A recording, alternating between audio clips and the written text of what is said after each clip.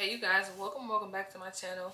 Long time no see. I want to thank you if you're a return watcher for watching, and if you are new to my channel, hey, my name is KJ, and today's video is over 5 tips or routines that I've incorporated in my life to declutter my space and just help me get to the young lady that I am this now. If that sounds intriguing or interesting at all, take a seat and let's get into today's topic. I'll start with a tip about your space.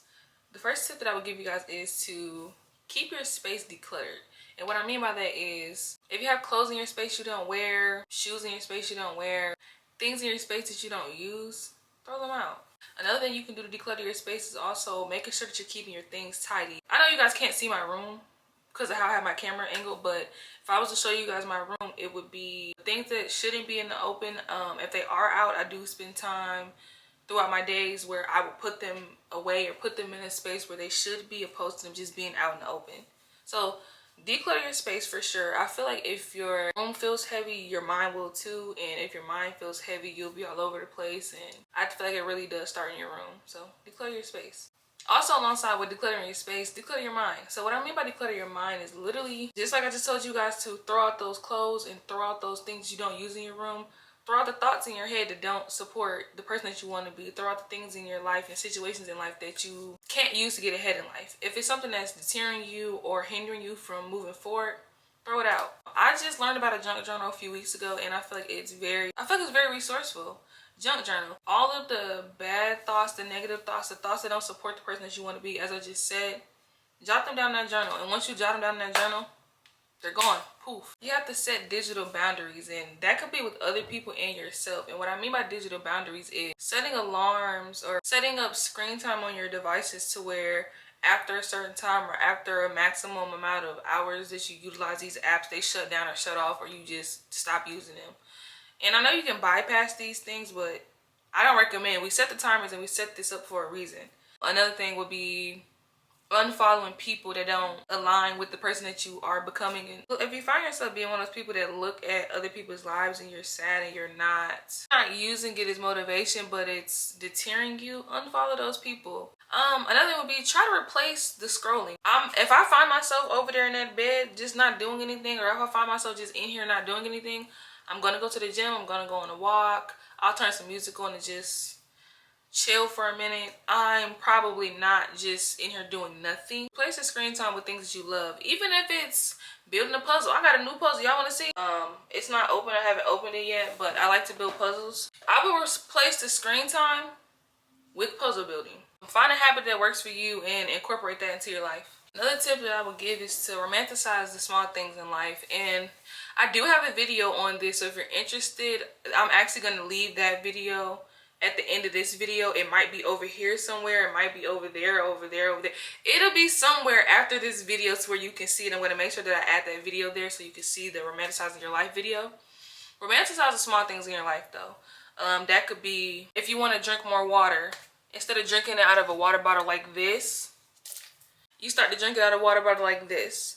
It could be if you don't feel like getting up in the morning to get ready for class, you play your favorite songs, or you dance around your room while you're getting ready. Anything you can do to make the process easier and funner for you, do it. I definitely do feel like if you treat the small moments like they're big, or treat the small moments like they matter, that'll set the mood for the rest of your day, the rest of your week.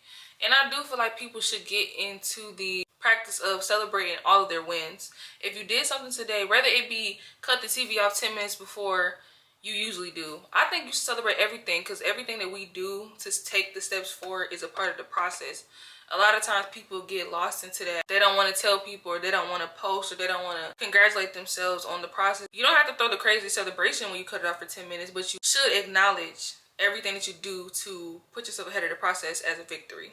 Okay, so that brings me to my last point. My last point is something that really helped me get from where I was to where I am now, and it helps me just keep track of my process in general. And whether it's a shortcoming or something to push me further, people should do weekly check-ins. So my last tip is weekly check-ins. It could be something simple. You ask yourself, what did I do this week that I didn't do last week?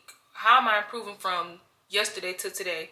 What can I do this week that I didn't do last week, or last month I didn't do today? What are some things that I haven't done yet that I can improve on Did I have any shortcomings? Did I have any barriers this week? And if so, how can I avoid or navigate my life through these barriers so that I can become this better person that I'm working to be? I definitely track my weekly check-ins different ways. I use some apps to check some, and then others I write them down physically in a journal or a notebook. Whichever works for you. Both might work. One might work over the other.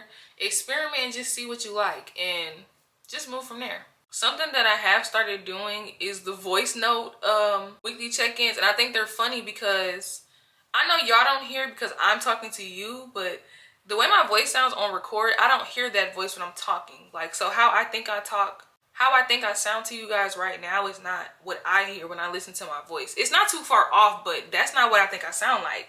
So when I listen to myself, I'm always future KJ. This is KJ from the past. And I just think it's so silly. Like, make it fun. Like I said, romanticize everything, but make everything fun. But make sure that you're doing something to where you're keeping track of the process, because I don't know, you're not always going to be this person forever. You're not always going to be in the same shoes that you're in today, but it's just vital to just keep track of the process and keep growing and keep thriving. And before I go, I just want to remind you guys that this process is not about perfection. None of us are perfect, and that's fine. It's not about perfection. It's about constant growth and just making sure that you are being aware and being proud of the progress that you're making. That pretty much sums up today's video. Get in the comments to let me know if any of these tips helped you, or if you plan on incorporating any of these, or if you would tweak them and change them a little bit. Just let me know. Like I said, I love when we get in the comments, we have those conversations. You guys inspire me, and I hope that I'm inspiring some of you. Thank you guys so much for watching. As always, remember to protect your peace. You guys stay blessed, and as usual, I'll be back in a day or two. Bye.